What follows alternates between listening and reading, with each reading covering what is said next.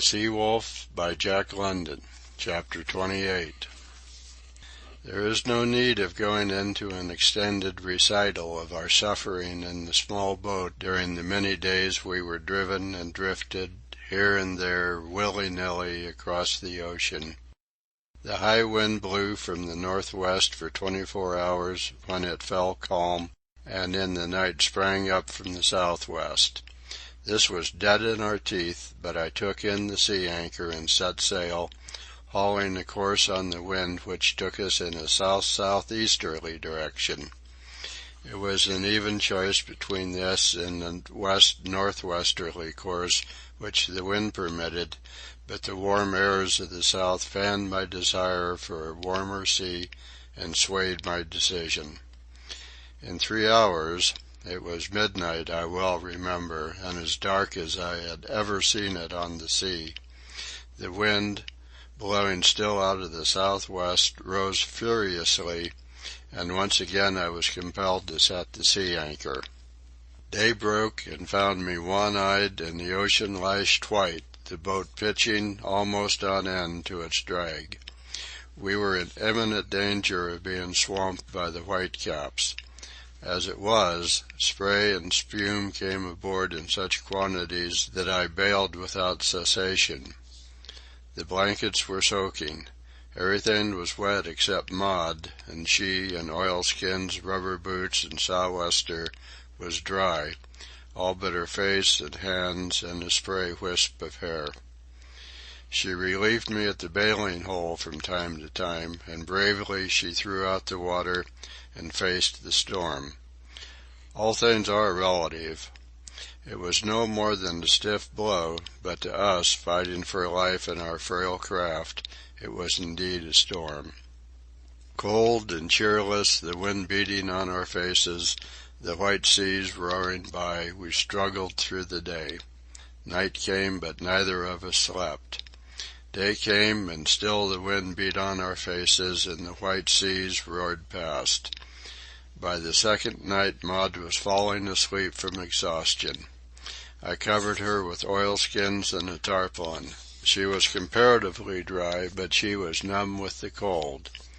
I feared greatly that she might die in the night, but day broke, cold and cheerless, with the same clouded sky and beating wind and roaring seas.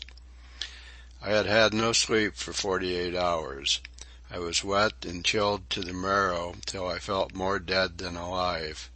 My body was stiff with exertion as well as from cold, and my aching muscles gave me the severest torture whenever I used them, and I used them continually. And all the time we were being driven off into the northeast, directly away from Japan and toward bleak Bering Sea. And still we lived, and the boat lived, and the wind blew unabated. In fact, toward nightfall of the third day it increased a trifle and something more. The boat's bow plunged under a crest, and we came through quarter-full of water. I bailed like a madman. The liability of shipping another such sea was enormously increased by the water that weighed the boat down and robbed it of its buoyancy. And another such sea meant the end. When I had the boat empty again, I was forced to take away the tarpaulin which covered Maud, in order that I might lash it down across the bow. It was well I did, for it covered the boat fully a third of the way aft, and 3 times, in the next several hours, it flung off the bulk of the down-rushing water when the bow shoved under the seas. Maud's condition was pitiable. She sat crouched in the bottom of the boat, her lips blue, her face gray, and plainly showing the pain she suffered. But ever her eyes looked bravely at me, and ever her lips uttered brave words. The worst of the storm must have blown that night, though little I noticed it. I had succumbed, and slept where I sat in the stern sheets. The morning of the 4th day found the wind diminished to a gentle whisper, the sea dying down, and the sun shining upon us. Oh, the blessed sun! How we bathed our poor bodies in its delicious warmth, reviving like bugs and crawling things after a storm. We smiled again, said amusing things, and waxed optimistic over our situation. Yet it was, if anything, worse than ever. We were farther from Japan than the night we left the Ghost. Nor could I more than roughly guess our latitude and longitude. At a calculation of a 2-mile drift per hour, during the 70 and odd hours of the storm, we had been driven at least 150 miles to the northeast. But was such a calculated drift correct? For all I knew, it might have been 4 miles per hour instead of 2. In which case we were another 150 miles to the bad. Where we were I did not know, though there was quite a likelihood that we were in the vicinity of the Ghost. There were seals about us, and I was prepared to sight a sealing schooner at any time. We did sight one in the afternoon, when the northwest breeze had sprung up freshly once more. But the strange schooner lost itself on the skyline, and we alone occupied the circle of the sea.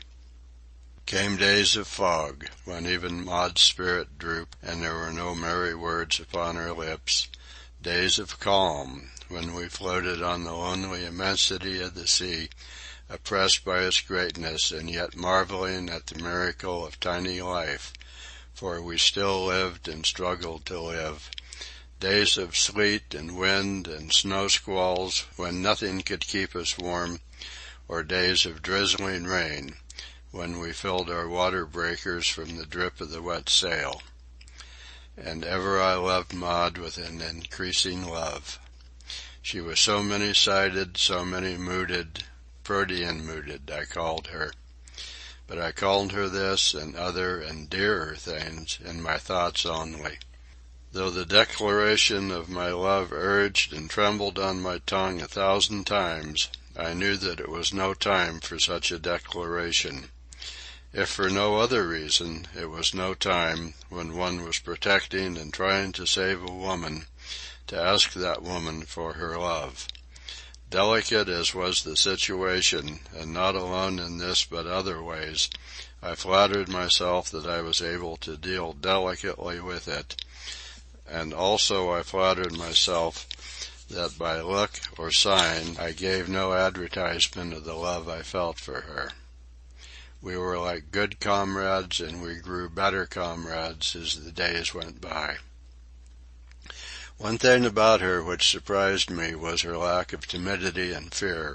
The terrible sea, the frail boat, the storms, the suffering, the strangeness and isolation of the situation, all that should have frightened a robust woman, seemed to make no impression upon her who had known a life only in its most sheltered and consummately artificial aspects, and who was herself all fire and dew and mist, sublimated spirit, all that was soft and tender and clinging in woman.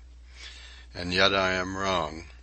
She was timid and afraid, but she possessed courage. The flesh and the qualms of the flesh she was heir to, but the flesh bore heavily only on the flesh.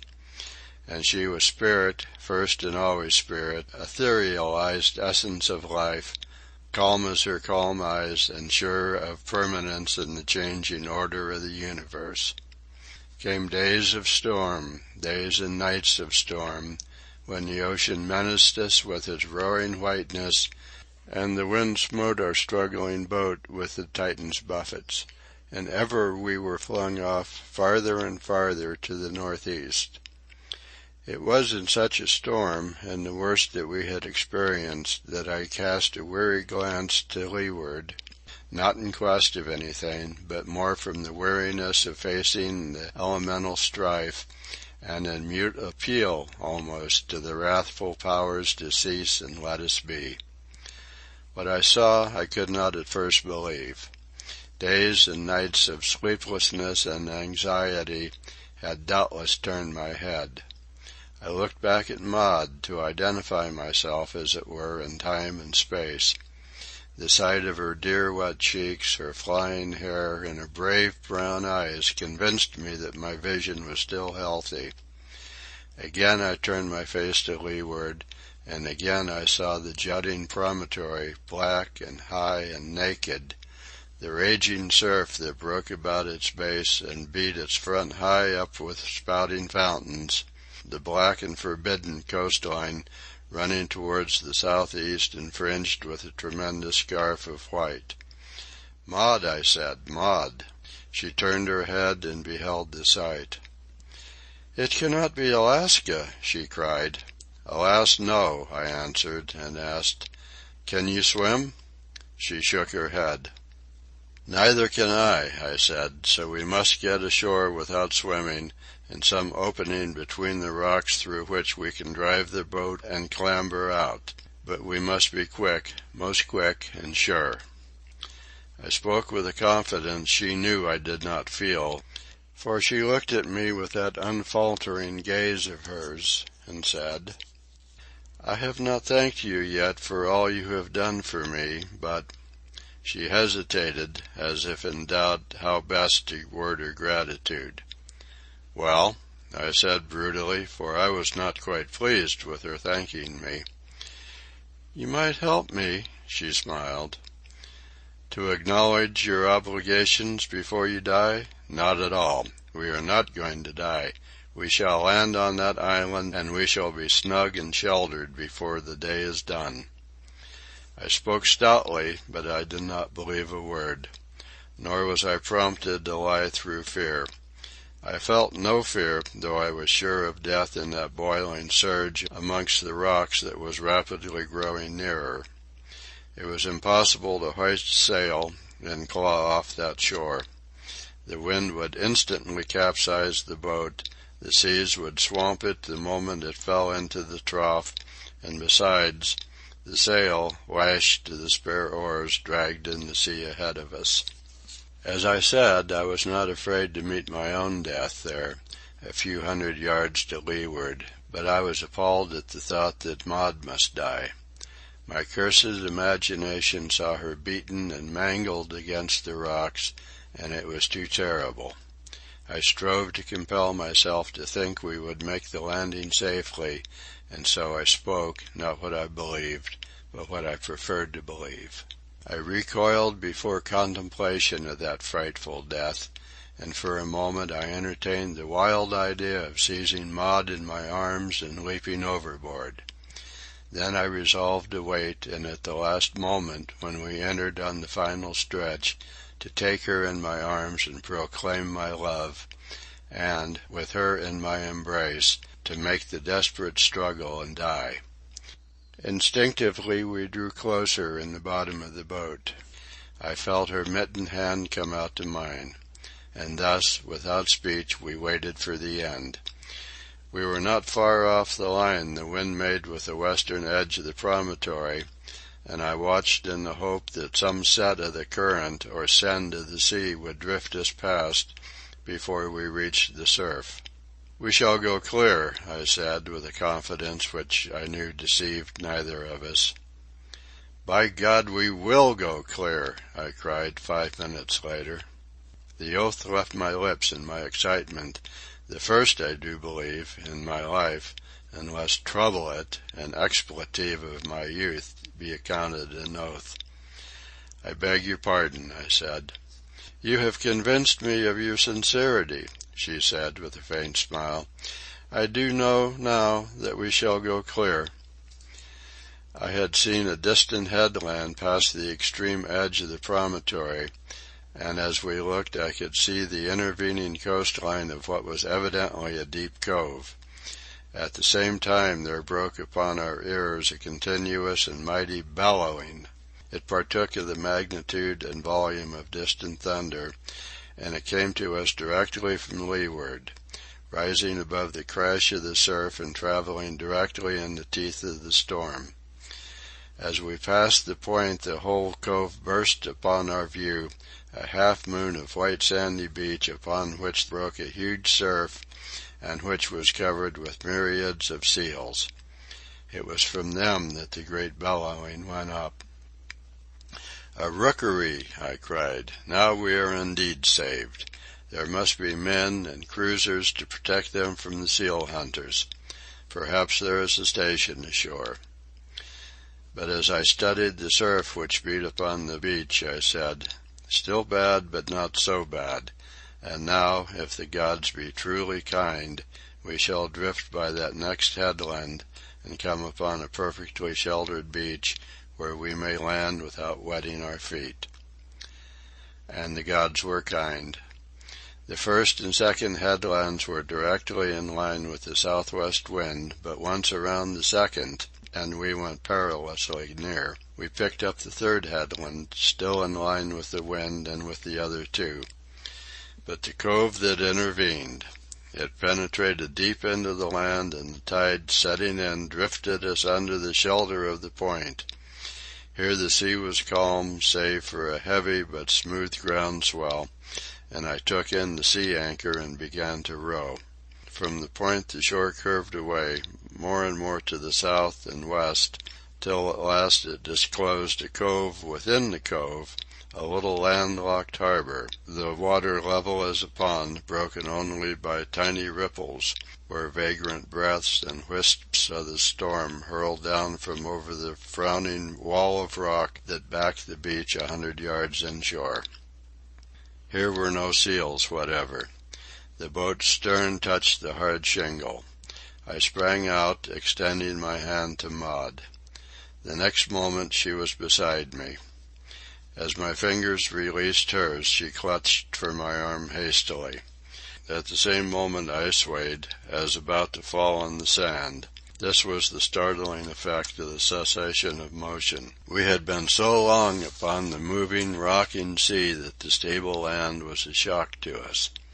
We expected the beach to lift up this way and that, and the rocky walls to swing back and forth like the sides of a ship, and when we braced ourselves, automatically, for those various expected movements, their non-occurrence quite overcame our equilibrium. "I really must sit down," Maud said with a nervous laugh and a dizzy gesture, and forthwith she sat down on the sand. I attended to making the boat secure and joined her.